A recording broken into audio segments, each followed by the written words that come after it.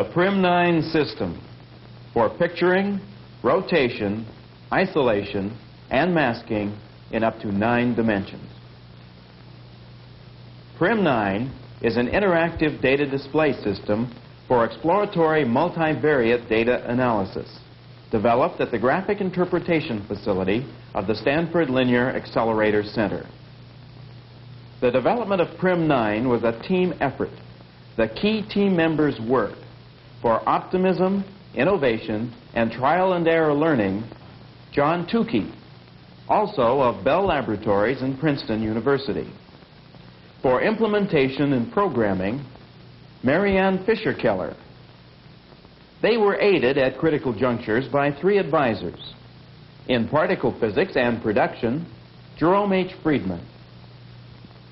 In cinematography, Stephen Levine. In editing and sound recording, Sam Stappel.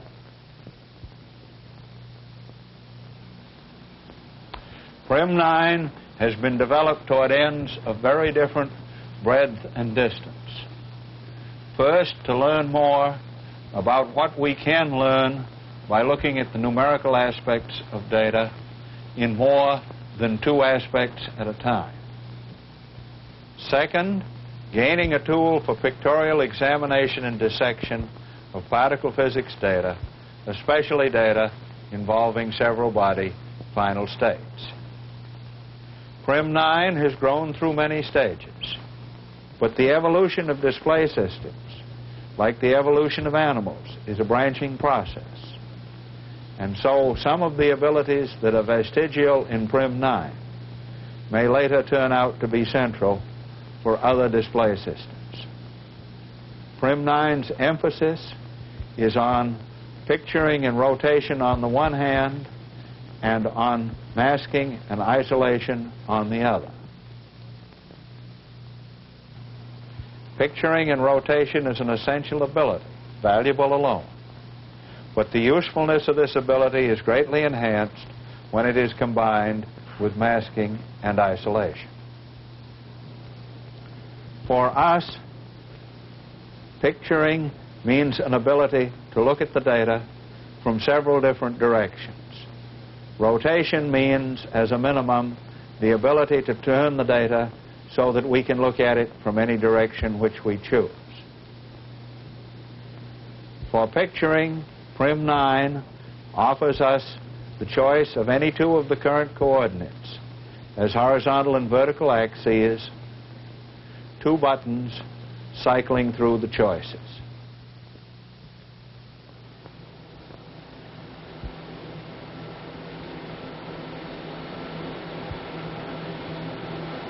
One button interchanges the coordinates shown on the vertical direction. The other button interchanges the coordinates shown on the horizontal direction. In that way, it is easy to go from showing variables 2 and 1 to 3 and 1 to 3 and 2. Since the data we are showing at the beginning is only 3-dimensional, these are the only 3 views that we need. Just being able to see projections on all coordinate pairs can, as we have just seen, be very helpful, but it is not enough. To be able to get reasonably to all 2-dimensional projections means either a way to call for what we want or a way to move about. Since we usually do not know just what we want, and when we do, we would find it hard to learn to call for it, what we need is a way to move about. Rotations are natural movements, but which ones? We have settled for only those interrelating a pair of the current coordinate axes. A simple example rotates coordinates 1 and 2, while keeping coordinates 3, 4, and so on fixed. If we look at the 1, 2 plane, it looks like this. First forward,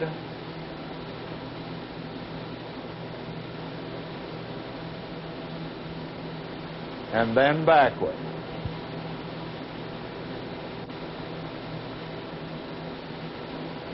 If instead we rotate between coordinates 3 and 1 while still looking at the 1-2 plane, it looks like this. First in one direction, and then in the other. Here, an invisible coordinate is being rotated against one visible one. Finally, if we rotate coordinates 3 and 4 while continuing to look at the 1-2 plane, we see no change because coordinates 1, 2, 5, 6, 7, and 8 are all being held fixed. The control of rotation is by 3 buttons, 2 of which choose the coordinates to be rotated between, while the third one drives the rotation alternately in one direction and then in the other. We can get from any one two-dimensional projection to any other relatively easily by combining these selected rotations in the correct amount and sequence. Together, choice of view and freedom to rotate do more than just give us access to any two-dimensional view. The dynamic effects of rotation let us see, not instantaneously, but at the same time, in the best sense of those words, more than 2 dimensions. This is because of the relative motions associated with parallax, with the depths of the points on the undisplayed coordinate that is involved in the rotation. We have gained much more than just flexibility by adding rotation. Here is an artificial set of points where rotation easily shows us much more than a collection of static two-dimensional views. We look at just a few views, the 2-1, the 3-1, the 4-1, the 4-2, the 5-2, the 6-2. If we looked at the rest of the 28 views, they would all look generally similar, a more or less roughly spherical cluster of points in 8 dimensions. To find out more easily where we want to rotate it, I now add a picture that shows where the original axes lie in terms of current coordinates. The next thing to do is to move old axis 4 out to join old axes 1 and 3, and then to move old axis 6 out to join 5 and 7, and then old axis 8 out to join the 3 of those. When they're all in position, you can see that this is the same data set that we saw before, which is really an 8-dimensional spherical cloud of points with a slot cut right across it in a direction that does not show in any of the original 2-coordinate views. Statisticians tend to think of multidimensional data as made up of structureless blurs. The example you will now see shows that, at least in the simplest cases, the data of particle physics has much more structure. This 4-dimensional physics data, which you will also see again shortly, seems rather structureless until we rotate it.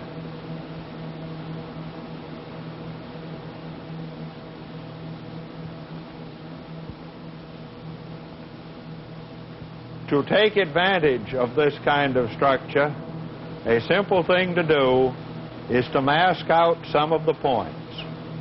Specifically, to mask out all points, one of whose current coordinates fails to satisfy one of a family of simple inequalities. We can see what this does with a new example.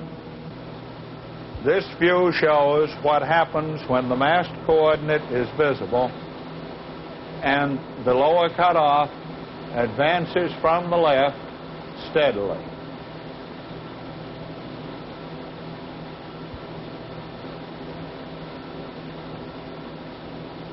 And then retreats.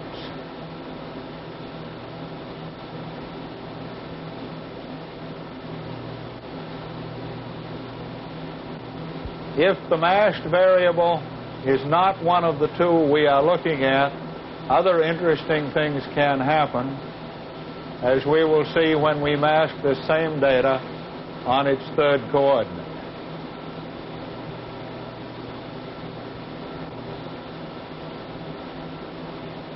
Again, as the mask retreats,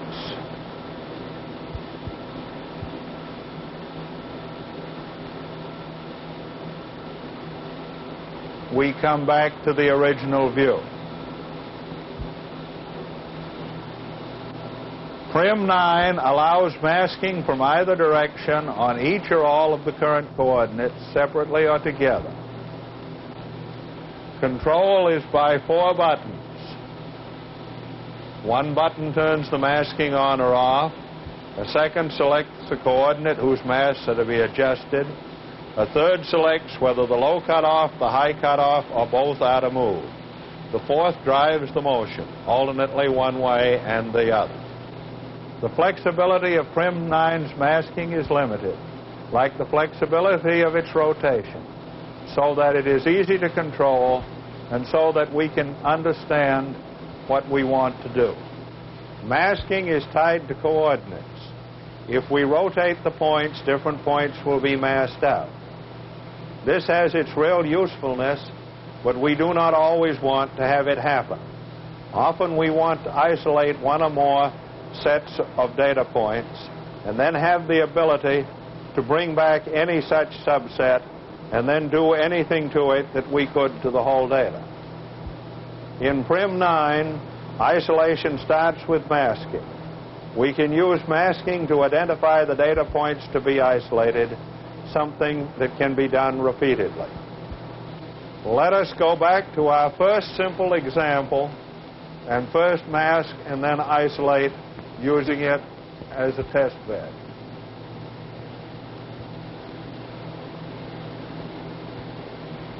Here we are masking from one side. Now we can mask from the other side.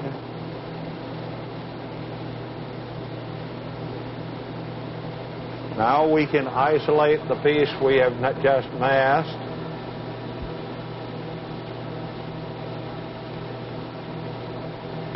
As we see when we turn the mask off. If we rotate this, it will rotate just as before. If we like, we can get the complement to the piece, and it will rotate when called for in any interesting way.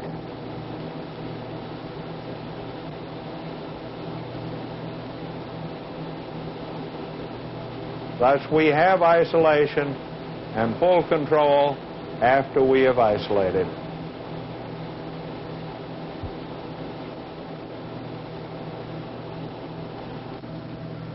We are now ready to illustrate Prim9's use on some simple particle physics data. This data was taken here at SLAC in the 82-inch bubble chamber, and it involves 500 events in which a 12 billion volt K plus meson struck a proton and produced exactly these three products: a recoil proton, a pi plus meson, and a K0 meson. For each product, 3 components of momentum were measured, so that there were experimentally 9 numbers which describe the event completely. But since each of 3 components of momentum must be conserved, the 9 can be reduced to 6. Since energy is conserved, the 6 can be reduced to 5. And since the whole situation is symmetrical around the direction from which the K plus meson came, the 5 can be reduced to 4. The particular 4 coordinates that we will use in the beginning of the display are all of the form the energy of one particle plus or minus the energy of another squared, minus a corresponding expression in the momenta where the square is to be taken as a dot product.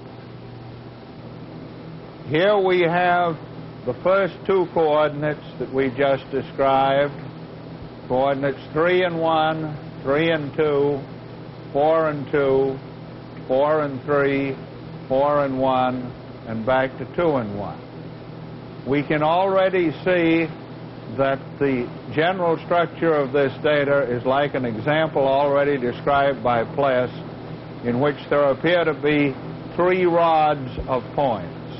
This will become clearer if we make a rotation from this position, when we can see one rod gathering itself into a single group right here at the bottom of the picture. Now, the natural thing to do first is to try to isolate this blob at the bottom, which corresponds to a rod which we are looking down endwise. We can do this by turning on the mask and bringing a mask downward from above. And you can see the points beginning to be masked out.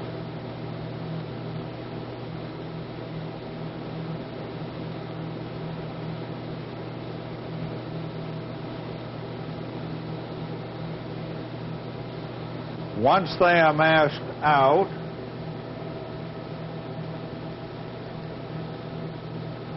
we can isolate them. Now, if we turn the mask off, it's easy to rotate these points and see what we seem to have. Here is one rotation.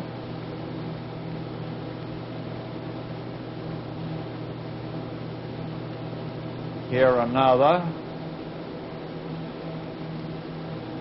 Here a third. And here a fourth.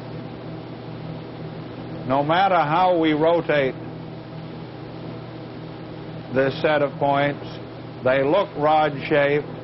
That means that all these points are close to a single line in 4 dimensions. If we come back to the place where we had isolated these, it is now natural to go ahead and prepare to look not at these points, but at all the other points in the picture, which look like this. The next natural step is to have a mask move in from the right so as to isolate this vertical stripe of points here.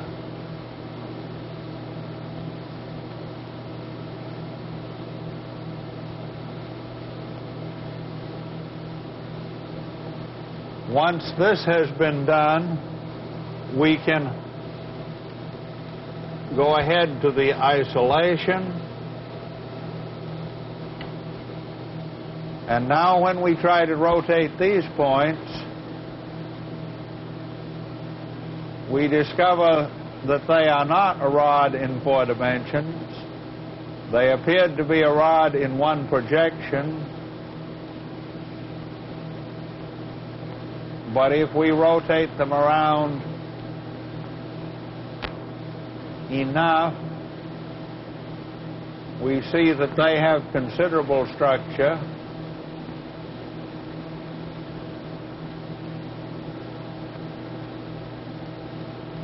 And in fact, they have somewhat the 3-rod structure themselves when they're shown in this position. Having gone this far, we are now ready to go back and remove this last rod. And if we come back to the original position, we see this grouping, which can now be itself rotated.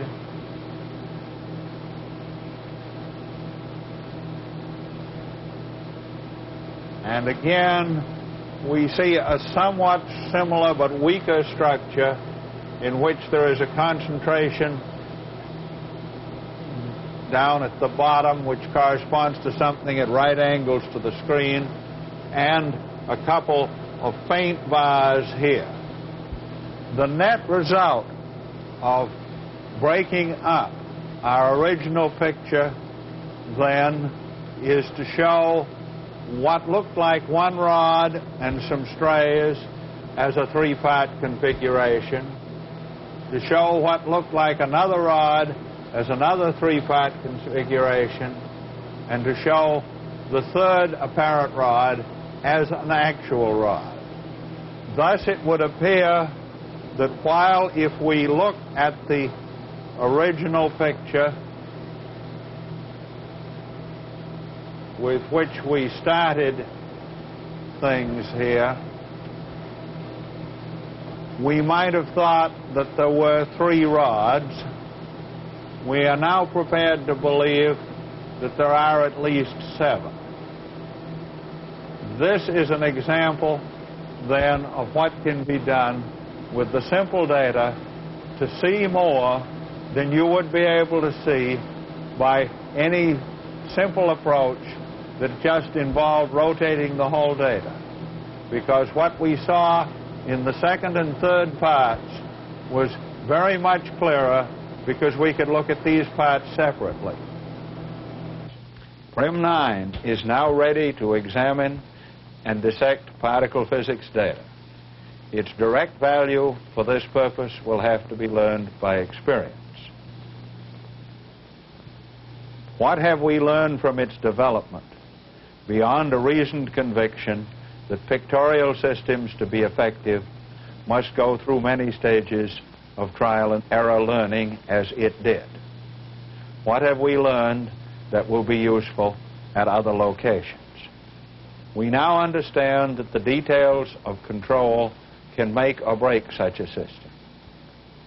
We now recognize that these details of control must be adapted to what is available and to the people who are to use the system. If we had had 10 knobs and 6 switches instead of 32 buttons and a light pen, we could and would have realized the same 4 essentials in a quite different way. We now recognize the great value of such dynamic aspects of the display, especially easily recognizable rotation. 2 aspects, horizontal and vertical, are always before us. What third aspect supports them best?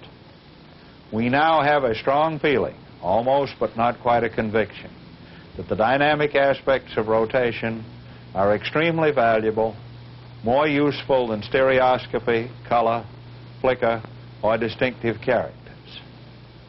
We have learned that this sort of pictorial facility can be useful in 2 quite different ways. First, directly, and second, as a source of ideas and approaches. Ideas and approaches that can guide algorithms for experimental programs to chew over numerical data in a batch mode. The first of these chewing over programs is now in an advanced state of development. Others can be expected to follow. Finally, and above all, we have learned that the 4 essentials of picturing, rotation, isolation, and masking need to work together, and that from them we can learn much.